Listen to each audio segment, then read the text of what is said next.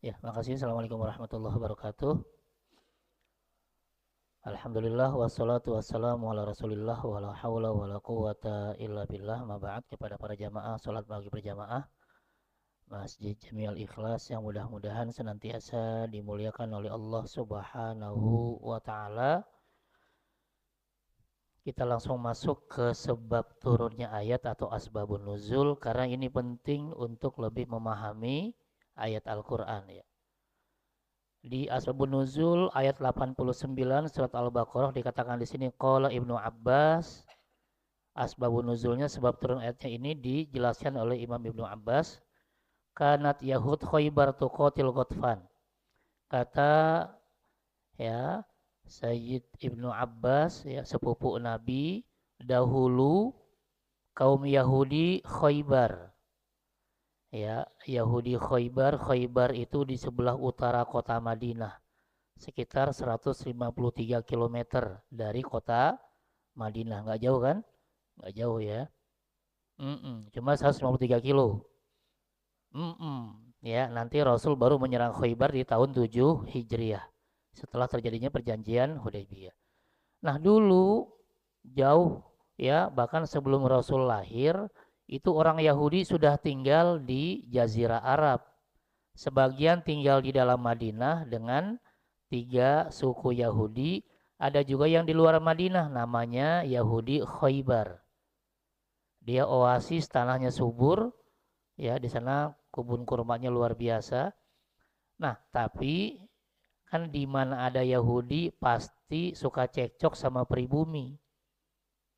Nah, Yahudi di sana di Khaybar cekcok sama suku Ghatfan.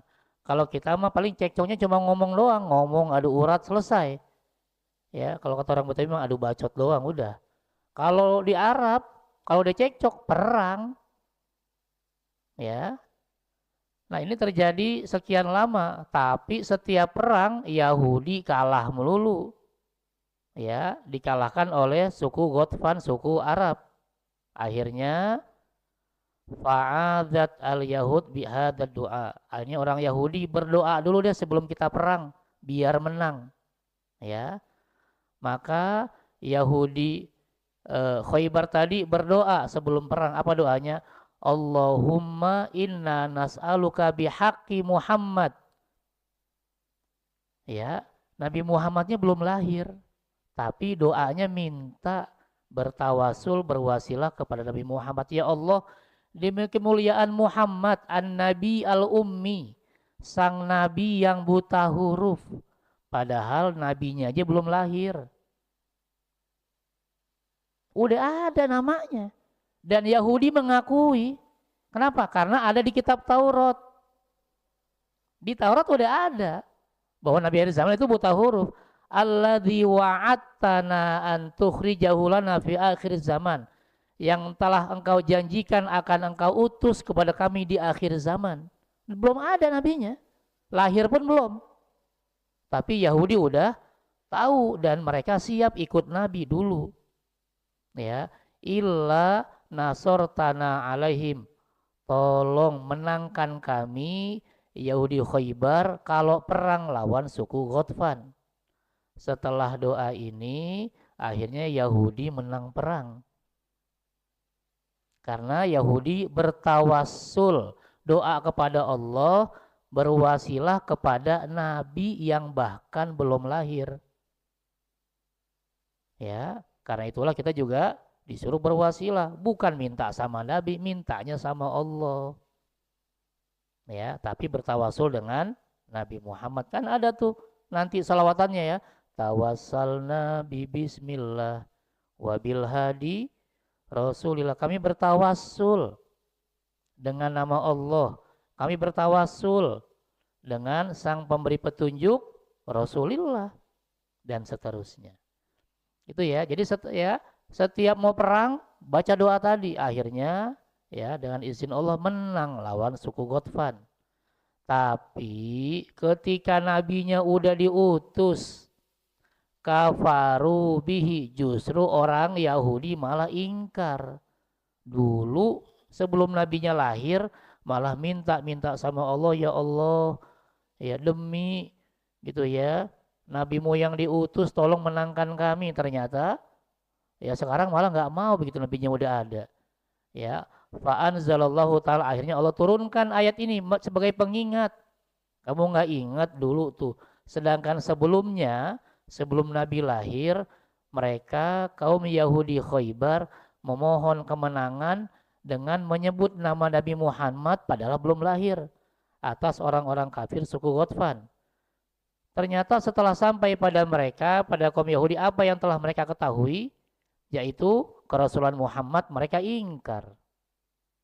Ya, itulah Yahudi, gampang janji, gampang ingkar sampai sekarang. Ya kan?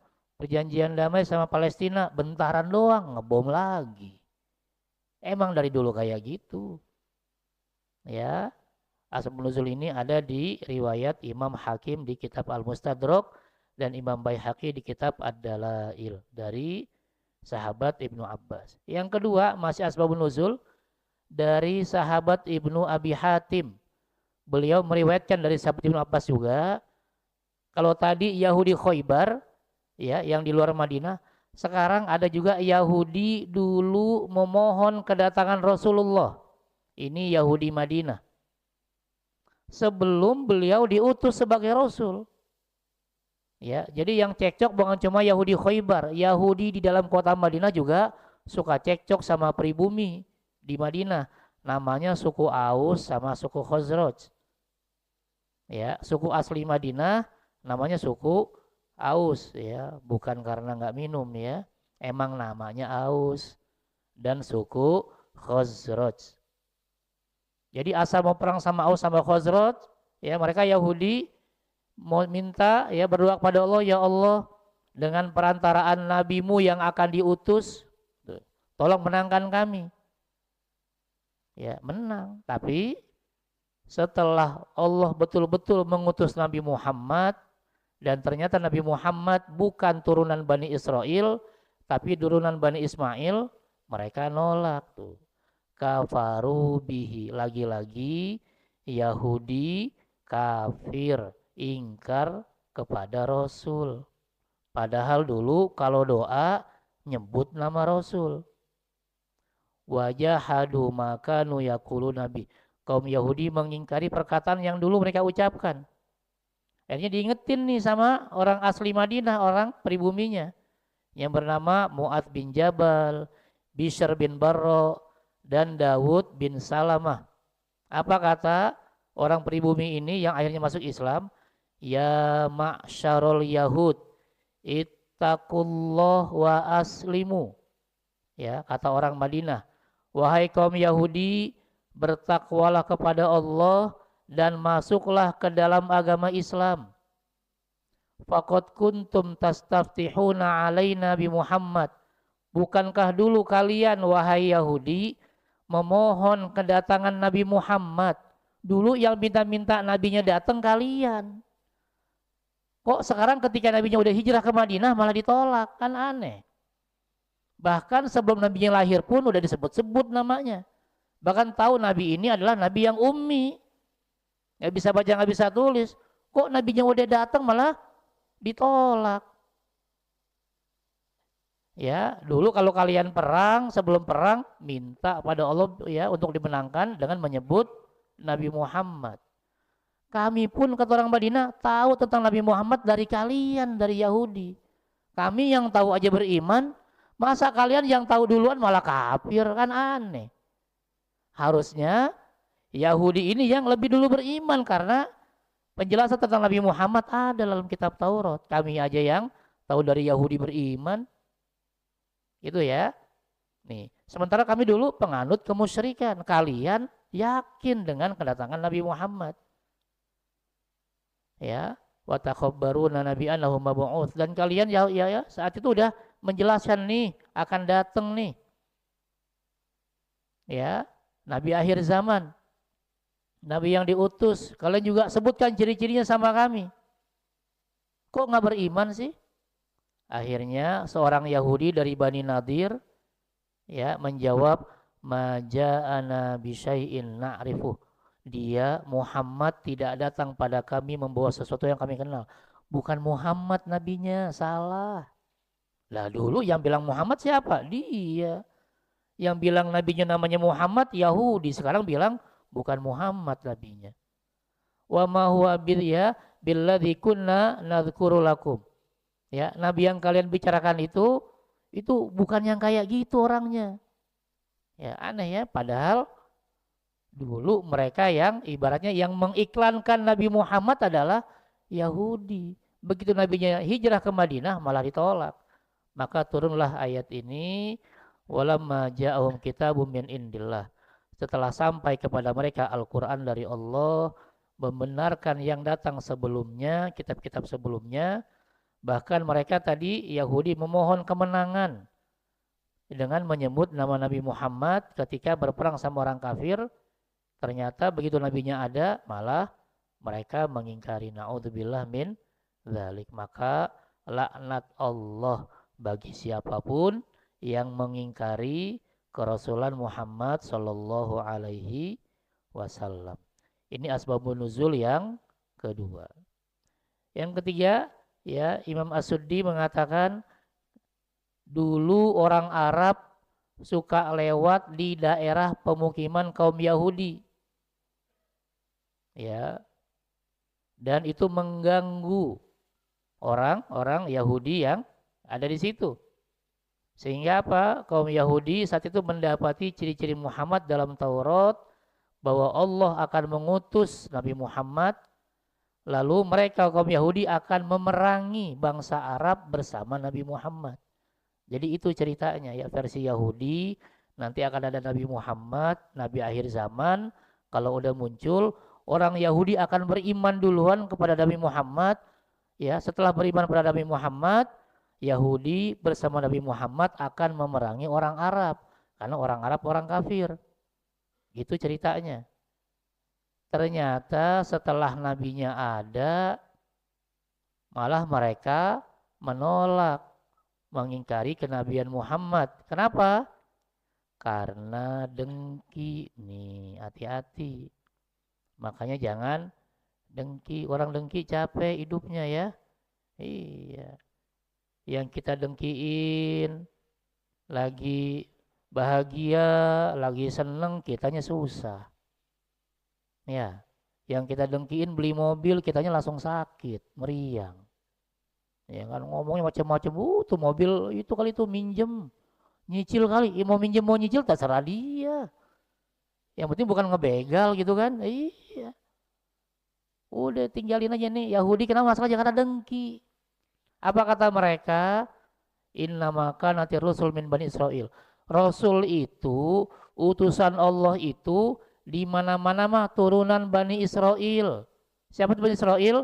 Iya ya, Nabi Yakub bin Nabi Ishak bin Nabi Ibrahim. Karena Israel itu nama lain dari Nabi Yakub. Jadi kata Yahudi, yang namanya Rasul pasti turunan Nabi Yakub bin Nabi Ishak bin Nabi Ibrahim. Kok ini katanya Rasul namanya Muhammad, tapi binnya kok bin Nabi Ismail bin Nabi Ibrahim? Ya kan sama aja, ujung-ujungnya Nabi Ibrahim. Yang satu lewat Nabi Ishak adiknya, yang satu lewat Nabi Ismail kakaknya. Apa bedanya? Sama-sama ujungnya Nabi Ibrahim. Tapi yang namanya dengki ya semua salah. Ya kan? Iya, senang salah, susah salah. Itulah ketemu orang dengki. Mengapa sekarang Rasulnya Bani Ismail? Ya sama aja. Karena bin Nabi Ismail bin Nabi Ibrahim. Kalau Bani Israel berarti bin Nabi Ishak, bin Nabi Yakub, bin Nabi Ishak, bin Nabi Ibrahim. Sama. Ujung-ujungnya Nabi Ibrahim. Ya, jadi mereka menolak dengan alasan Nabi Muhammad keturunan Nabi Ismail, bukan keturunan Nabi Yakub, kan sama aja. Kita juga sama kan keturunan Nabi kan? Nabi Adam alaihis salam. Iya, karena kita nggak tahu dari Nabi yang mana kan? Yang pasti Nabi Adam. Nggak ada yang ribut. Ya, jadi kalau orang udah dengki mah susah, apa aja salah. Termasuk Yahudi, padahal cerita tentang Nabi Muhammad sudah ada jauh di kitab Taurat. namanya, sampai Rasul juga nggak bisa baca tulis juga ada di situ. Ya, jelas ciri-cirinya. Kenapa? Begitu ada malah ditolak. Padahal doanya dulu menyebut nama Nabi Muhammad. Ya, makanya juga dari asbabun nuzul ini ulama berpendapat boleh bertawasul dengan nama Nabi. Bahkan Nabinya belum lahir aja bisa berdoa dengan menyebut nama Nabi.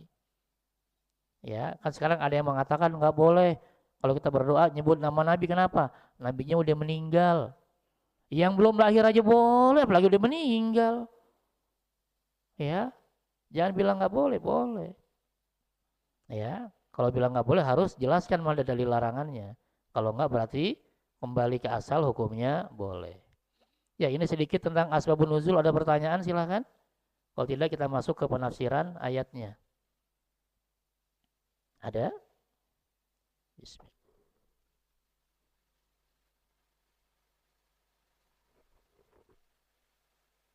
Ya, kita lanjut ya. Dikatakan di sini al yahudu qasatul qulub, ya, abdatul masolihil maddiyah. Yahudi itu hatinya batu. Makanya hati-hati ya, jangan punya hati batu ntar kayak Yahudi.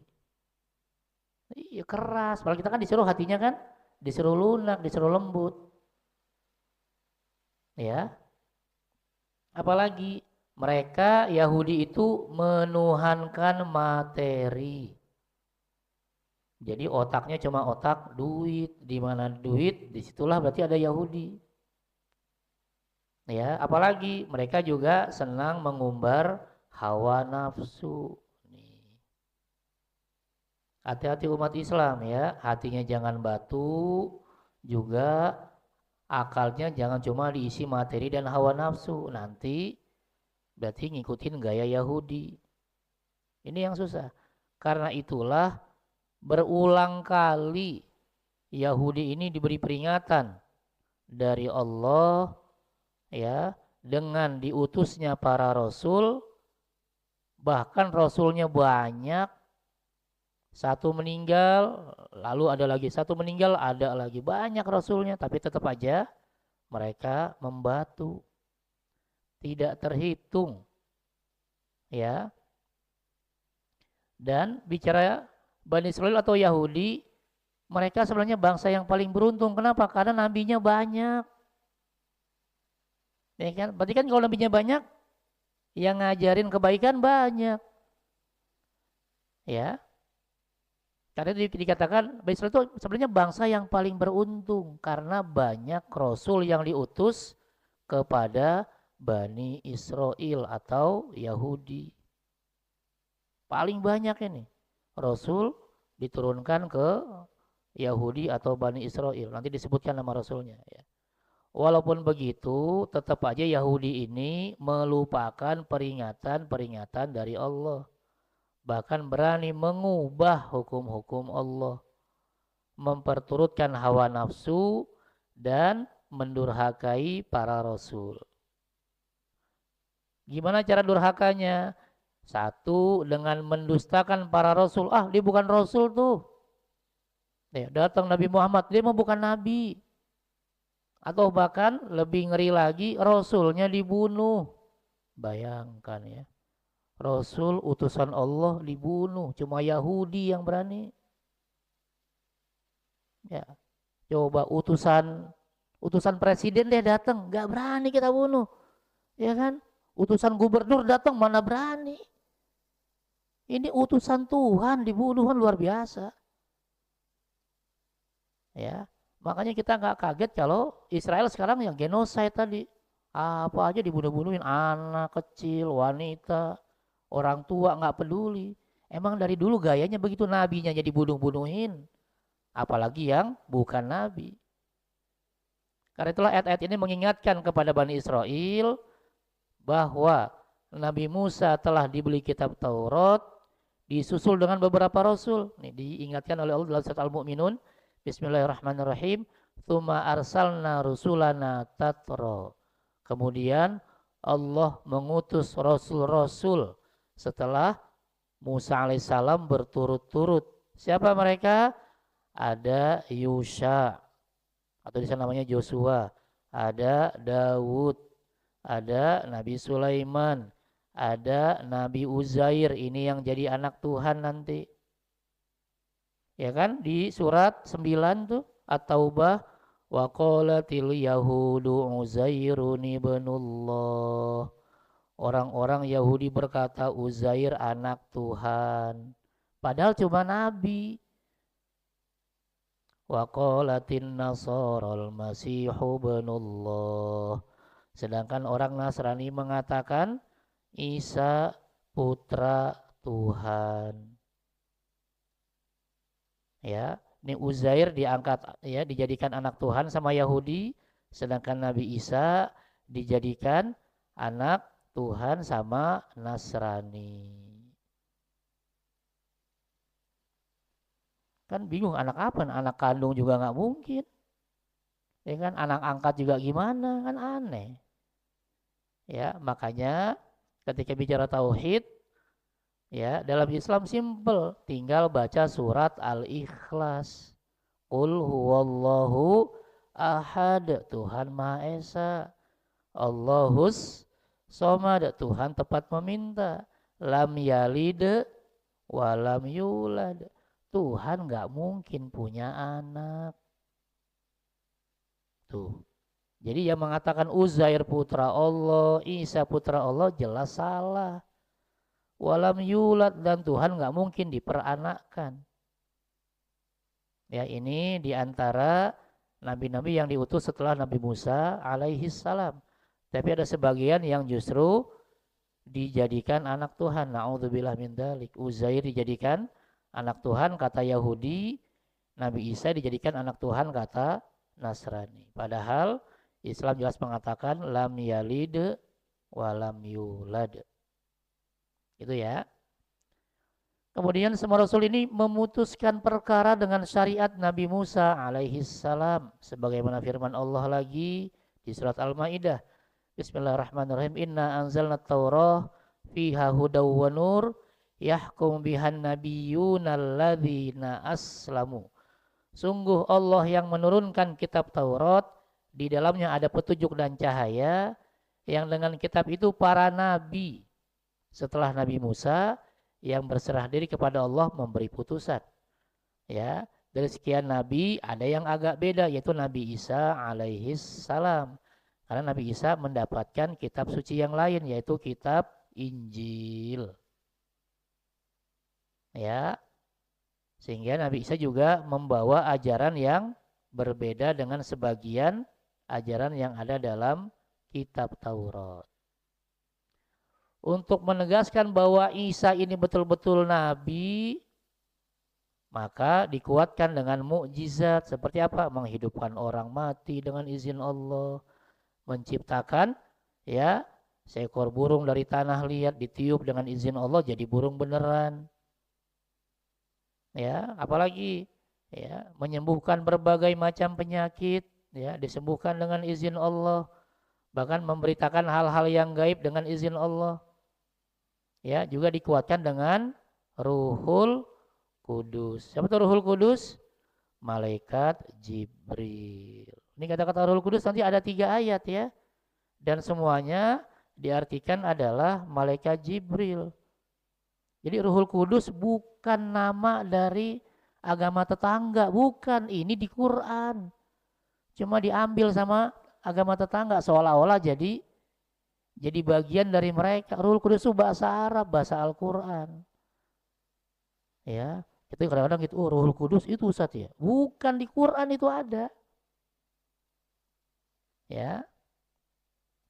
Nah, kemudian mukjizat ini membuktikan kepada Bani Israel bahwa ajaran yang dibawa Nabi Isa adalah benar.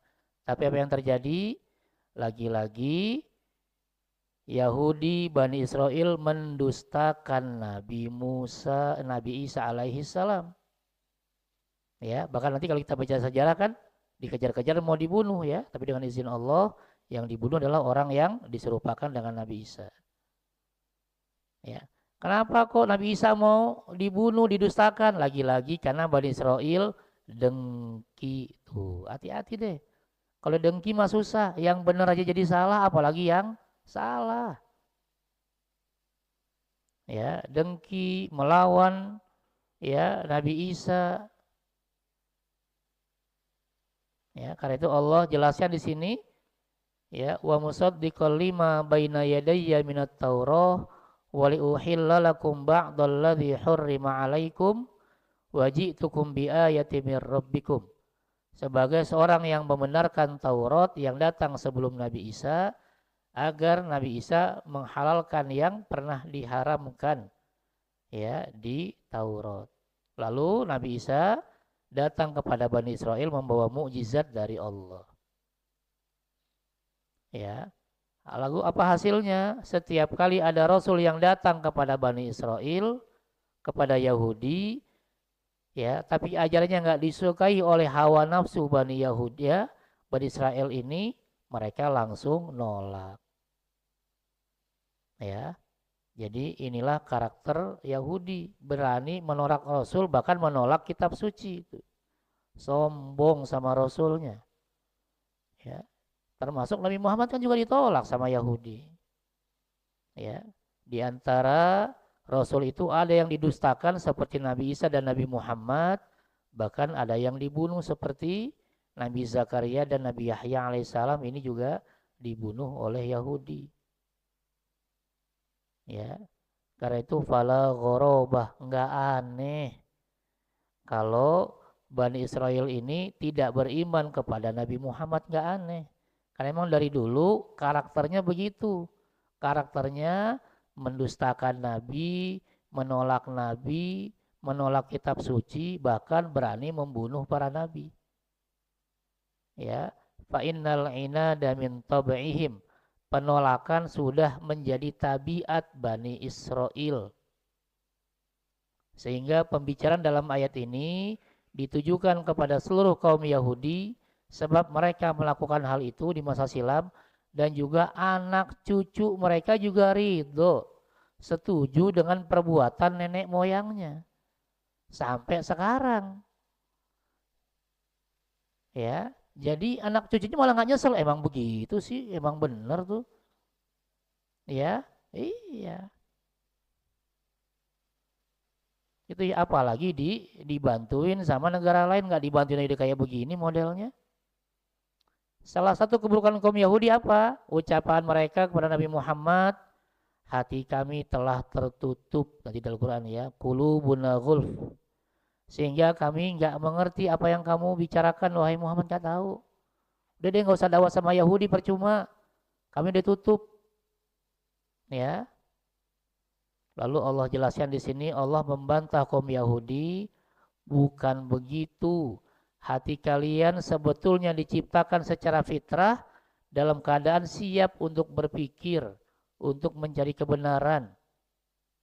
Hanya saja Allah menjauhkan kalian dari rahmatnya akibat kekafiran kalian kepada para nabi dan kedurhakaan kalian kepada kitab suci.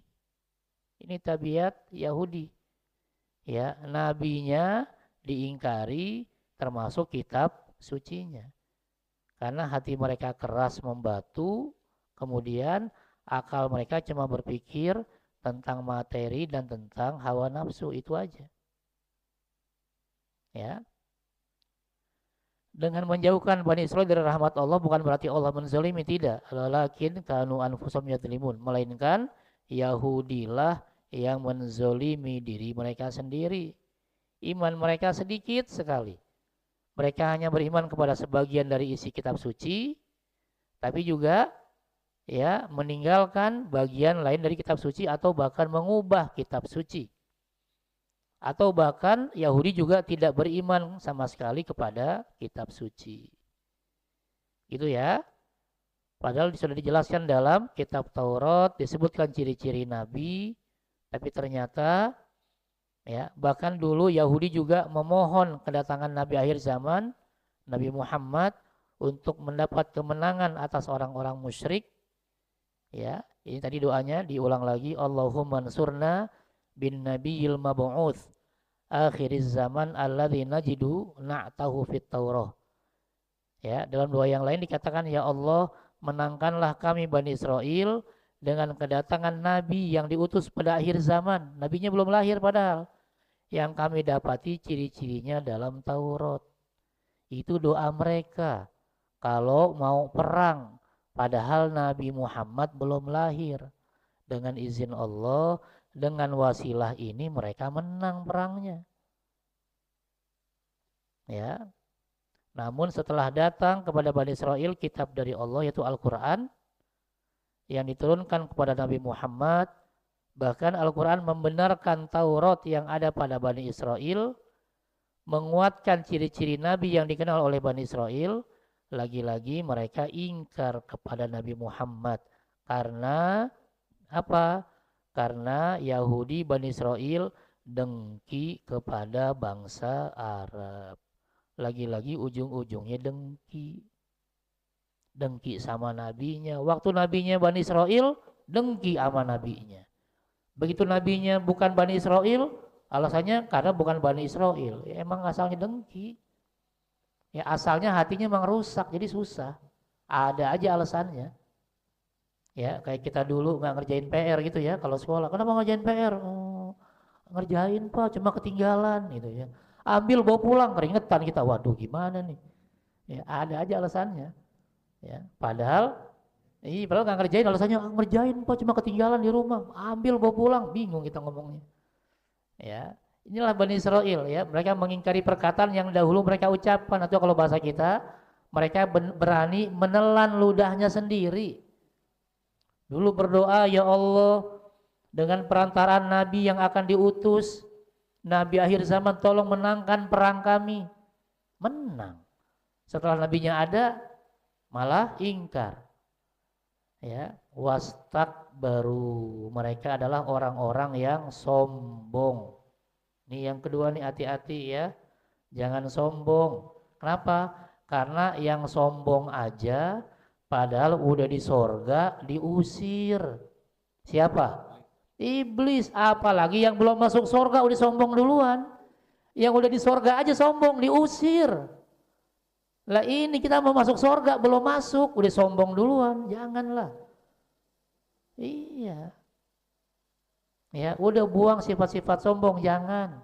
Kenapa? Yang mau disombongin apaan? Mau nyombongin apaan? Mau nyombongin pangkat, nggak lama pensiun hilang pangkatnya. Nggak laku tanda tangannya. Ya kan? Nyombongin apa lagi? Nyombongin harta. Nggak selamanya kita bakal di atas. Ya, nyombongin apa lagi? Ya, itu semua bukan dari kita, dari Allah. Ya, maka nanti Rasul wanti-wanti itu, la yadkhulul jannah man kana fi qalbihi mithqalu dzarratin min kibr. Tidak akan masuk surga yang di dalam hatinya ada sebesar debu dari sifat sombong. Debu tuh gede apa gede banget? Debu tuh gede apa gede banget? Kecil. Kata Nabi, sebesar debu dari sifat sombong kagak masuk surga. Yang di surga aja diusir. Ya. Sehingga sahabat kaget tuh, ya Rasulullah, innar rajula yuhibbu an yakuna thawbu hasanan wa na'lu hasanah. Ya Rasul, kita kan yang namanya manusia pengen tuh keluar rumah bajunya bagus, sendal sepatunya bagus, kalau bisa matching dari atas, tengah, bawah. Ya kan? Baju merah, peci merah, sarung merah misalnya. Kalau perlu juga mobilnya merah yang keluar. Ya, maksud sahabat tadi, ya apakah sombong itu karena penampilan? Ya, apa kata Rasul? Innallaha jamilun. Allah itu maha indah. Yuhibbul jamal. Dan Allah suka dengan keindahan. Jadi kalau kita tampilnya bagus, Allah malah suka. Dan itu bukan sombong. Sombong bukan penampilan. Ya jadi biar nggak sombong, nggak mandi, nggak sikat gigi, nggak nyisir, itu bukan sombong itu. Iya, buluk hancur. Jangankan yang jauh, yang dekat aja kabur. Paling yang dekat cuma laler ya, sangkanya sampah ya. Ya iya. Salah, sombong itu bukan penampilan. Baru kata Nabi, al-kibru, sombong itu, nah kita tutup sini ya. Pertama, batorul haq. Orang sombong itu cirinya dua. Batorul haq, menolak kebenaran. Tuh, hati-hati. Kalau benar udah ikutin. Ada yang wajib ya kerjain. Sholat, ya udah kan jelas wajib. Ya, jangan bilang nggak wajib kok sholat, jangan. Dibilang sombong ntar. Ya, mendingan ngomong iya sholat tapi ntar dulu dah. Ya masih ngantuk nih, itu ya. Jangan bilang sholat nggak wajib, iya wajib, ntar dulu, belum wudhu misalnya. Kebenaran jangan ditolak. Ya, termasuk yang haram jangan dibilang halal, ya haram ya haram. Ya, Pak Haji, anaknya main judi, astagfirullah, menang Pak Haji, alhamdulillah, jangan. Iya, begitu ya judul astagfirullah menang, alhamdulillah, jangan, itu nolak kebenaran juga namanya. Dan yang kedua, apa itu sombong? Wa ghamtun nas, merendahkan atau membuli orang lain. Satu aja ada, udah sombong, apalagi dua-duanya ada. Disombong banget ini. Sombong kuadrat, ya. Kalau kita dalam hati ada yang begini, udah buru-buru istighfar, buru-buru mohon ampun, sholat tobat. Ya. Karena ini bukan hanya buat kita orang awam, kadang-kadang ulama pun begitu. Ada ulama besar namanya Syekh Asy-Sya'rawi, ulama Mesir. Bahkan beliau pernah jadi menteri agama kalau nggak salah ya, ulama besar. Ya, begitu pernah ceramah ke satu kampung, kalau kita kan kiainya diarak gitu ya, kiainya dibawain apa? Ini enggak. Beliau bawa mobil, yang nyupir anaknya, mobilnya diangkat. Mobilnya digotong sama orang kampung, coba saking senengnya. Ini kiai beneran nih. Akhirnya muncul sifat sombong dia. Begitu pulang ceramah dari kampung tadi, ada pom bensin, minta anaknya tolong dong belokin, isi bensin. Begitu anaknya ngisi bensin, bapaknya ke toilet, lama gak keluar-keluar. Bingung anaknya, bapak saya ngapain, apa mencret, apa-apa gitu kan. Disamperin, bapaknya kiai ini, Syekh Mutawalli Asy-Sya'rawi, lagi nyuci toilet. Toilet mana? Ya, toilet pom bensin kan kayak apa ya? Iya, kadang kan toilet, kalau toilet umum kan bukan pakai mata nyarinya, pakai hidung. Nah ini toilet nih. Bayangin dia nyuci toilet, kaget anaknya. Pak, kenapa Pak? Apa kata Syekh Mutawalli Asy-Sya'rawi? Saya takut sombong. Karena tadi orang-orang kampung ngangkat mobil kita. Saya udah merasa jumawa nih, waduh. Kayaknya nih kiai yang paling hebat saya nih. Di Mesir kayak paling hebat saya, nggak ada yang lain. Apa jangan-jangan juga di dunia saya yang paling hebat. Saya nggak mau sombong itu lama-lama di hati saya, makanya saya hancurkan sombong ini dengan saya nyuci toilet. Sampai kayak gitu Pak. Itu ulama besar. Ya, apalagi kita, jangan deh. Karena sombong bisa aja masuk lewat cara manapun. Kita nggak tahu. Ya, itu yang beliau kisahkan dalam salah satu tulisannya. Ya, saya mencoba untuk menghancurkan kesombongan ini dengan saya nyuci toilet pom bensin. Ya, karena khawatir nanti diwanti-wanti ini.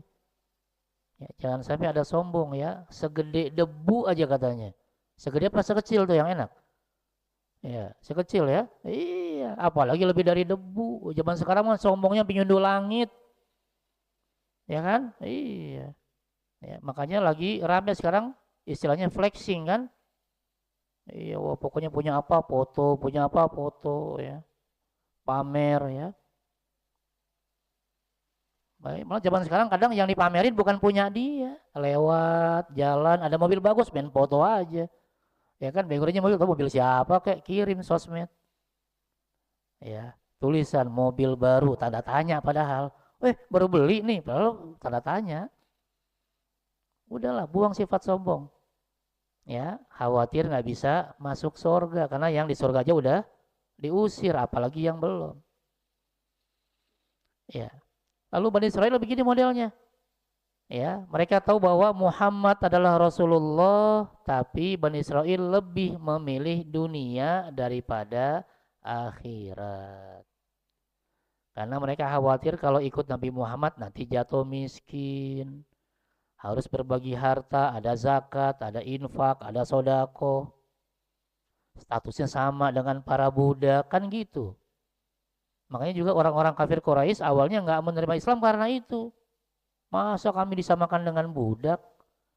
Ya kan? Zaman sekarang ini jangankan bicara budak. Baru naik pangkat yang tadinya ya pegawai tetap jadi supervisor udah beda tuh. Udah nggak mau ketemu. Ya, supervisor naik jadi manajer, nggak mau ketemu lagi sama supervisor. Kadang-kadang gitu, kadang-kadang. Nih, saya guru, pernah kita ada acara dulu ya. Sebelum corona acara ke puncak ada pelatihan apa gitu. Ternyata ada kepala sekolah. Beda tempat makannya. Padahal teman kita dulu sebelum kepala sekolah, itu jadi kepala sekolah lewat doang. Makan aja nggak mau ngumpul. Oh beda level saya bilang nih ya. Padahal kan kantornya sama kepala sekolah sama guru. Udah nggak mau ngumpul. Lu gimana jadi kepala dinas nih saya bilang repot ini. Ayo, kenapa ada pertanyaan silakan. Oh ada guru juga sih juga guru ya. Oknum itu oknum. Ya, karena saya pernah kayak gitu ya. Loh kok temen banget itu ya. Akrab apa begitu naik kepala sekolah, aduh lewat doang. Ya, luar biasa. Saya nggak berani negur kan, takut salah. Ya, beda level. Ya, menurut dia ya, kalau kita mah sama-sama aja. Makanya fala'natullah ala kulli kafirin minal yahud wa ghairihim, hati-hati. Maka laknat Allah lah atas setiap orang kafir, baik dari kaum Yahudi maupun yang bukan Yahudi. Maksudnya siapapun yang ngikutin gaya Yahudi akan sama nasibnya dengan Yahudi. Dia akan nentang Rasul, menolak Al-Quran dan seterusnya. Ya kan sekarang modelnya gitu ya, ngakunya Islam tapi ya nggak mau ngaji. Saya Islam Pak Ustaz tapi nggak sholat. Saya mah Islam tapi nggak puasa. Gaya-gaya Yahudi nih jangan. Ya puasa aja. Ya, ya kalau nggak kuat ya bukan, ntar tinggal ganti. Ya kan, sakit puasa gimana? Ya, sakit tinggal bukan, ntar ganti habis Lebaran. Ya kan? Ya, karena kalau orang kafir dia sudah ingkar kepada Islam, nanti ujung-ujungnya ingkar sama Nabi Muhammad, ingkar sama Al-Quran. Aduh jangan deh. Ya, mendingan kita mulai dengan ya, gimana cara mulainya? Satu, kerjakan yang wajib. Kalau yang sunnah belum bisa nggak apa-apa, tapi yang wajib jangan ditinggal. 5 waktu kerjakan. Yang sunnah-sunnah ntar dulu deh. Yang penting yang wajib nih full 5 waktu. Puasa Ramadan dulu dah, yang penting dibayar utangnya. Ya, kalau mau puasa sunnah juga niatnya bayar utang biar sekalian dapat. Ini 1 Zulhijjah kapan? Besok. Apa lusa? Ya, nanti kan ada puasa nih. Ya, mulai 1 Zulhijjah sampai tanggal 9 boleh. Boleh puasa tanggal 9 doang, puasa Arafah, boleh juga tanggal 8 Tarwiyah, boleh juga dari tanggal 1. Ya, boleh puasa di tanggal 1 sampai tanggal 9. Yang penting jangan tanggal 10 puasanya, Lebaran. Iya, plus tanggal 11, 12, 13 tasyrik jangan. Terlampau soleh. Orang-orang Lebaran di puasa soleh banget. Ya, tapi kita boleh puasa dari tanggal 1 sampai tanggal 9. Yang terbaik tanggal 9-nya. Bukan 9 Juni, 9 Zulhijjah. Ya, ini kita bulannya bulan-bulan Arab ya, bulan Islam. Ya, jadi ntar puasa sunnahnya tanggal 9 atau 9 dan 8 atau 1 sampai 9 silahkan. Nah, kalau kita mau sekalian bayar utang puasa boleh.